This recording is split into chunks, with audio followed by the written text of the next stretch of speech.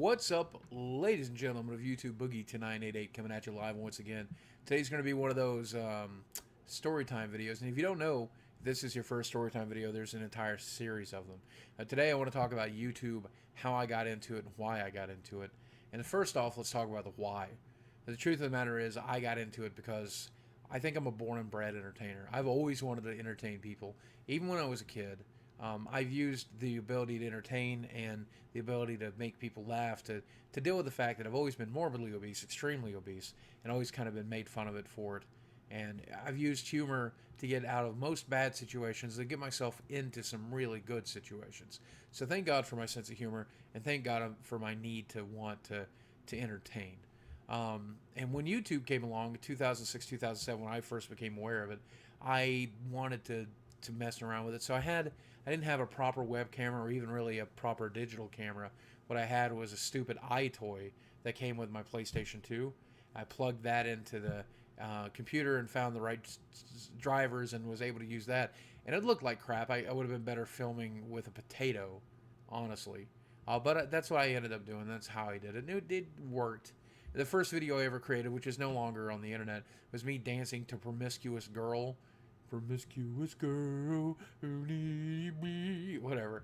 Just with this wild, super long hair that I hadn't had cut in a while. And I thought it was funny to, the juxtaposition of an obese man, dancing to a Promiscuous Girl club song. I don't know. It was funny. Nobody watched it. A handful of people have seen it by now, but for a while nobody watched it. Um, Eventually, though, I created, while playing World of Warcraft one night, the servers came down from World of Warcraft. This is right around when Lich King launched, I think. Well, before that, I guess it was Burning Crusade. Um, I turned on the web camera and started complaining about it while shirtless, while eating chips. And I uploaded that video, and well, I guess because the servers were down, and I was talking about World of Warcraft servers being down, and I don't know, but for whatever reason, that video got 1,000 views, then 10,000 views, then more. And it was fascinating. It was mind blowing. Why are so many people watching me? I guess because I'm fat, maybe because I'm shirtless, maybe because of World of Warcraft. I don't know. But it made me want to start filming more videos. So I did. 90% of what I uploaded was complete garbage. Like nothing anybody would ever want to watch. Um, but I kept trying and kept practicing, kept learning. And one day at the local gaming shop I played at, my good friend Chris Curley overheard me complaining about the customers, and I developed a voice kind of inspired by Robot Chicken, kind of inspired by a few other things that sounds like this. And I was complaining about Dungeons and Dragons and the characters, or the new system and the way that it affected new players and stuff like that. You sons of bitches, you can't put bullywugs in the swamp of sorrows. Well, Chris told me to go home and put that on the YouTube. That would work. So I did. And it didn't work. Because I was complaining about Dungeons and Dragons, and a few people really responded to it. A few people thought it was really funny and really interesting, and I was grateful for that. I guess they knew something was there. But it wasn't until I combined the two, World of Warcraft and the character Francis, that it ever really went anywhere. And at some point, I got offered partnership before I made the first Francis video. So then I did create the Francis video, and lo and behold, it caught on quick. And not only did it catch on, but a YouTuber by the name of Ray William Johnson, who some people hate, some people love. I take him or leave him, honestly, but I think he's a great guy, and I'm grateful forever that he featured my video. I'm so grateful. I watch a show, and I was watching it then, and I saw my face, and he says all these nice things, and he says about how funny I am and how cool or whatever. Like I was a genius for trolling people, and it really made a difference to me on a personal level. It made me feel like I really was achieving something here. But not only that, but he linked to the video, and that gave me a huge spike in views, a huge spike in subs. I think I hit close to 1,000 subs over a weekend because of him featuring my hacked Francis Gets Hacked video. And thank God for it, because that gave me the incentive. It really got the taste in my mouth, as it were, or it gave me the interest, the desire to do this for a living. And I dreamt that maybe one day I could be one of the biggest YouTubers, pun intended, but maybe I could be in the top 1,000. maybe I could earn a living. And it was at a time that I was unemployed, I was living hand to mouth, I was barely able to survive. So I threw myself at my computer, I threw myself at my webcam, and I created video after video after video after video after video. And most of it, unfortunately, is crap. I'm embarrassed by a lot of it. And I've wanted to delete a lot of those videos, but people tell me, you have to leave them up. That's part of your personal history. That's part of your YouTube history. People say, I go back and watch those old videos. I don't know why you would watch most of them. The sound is awful.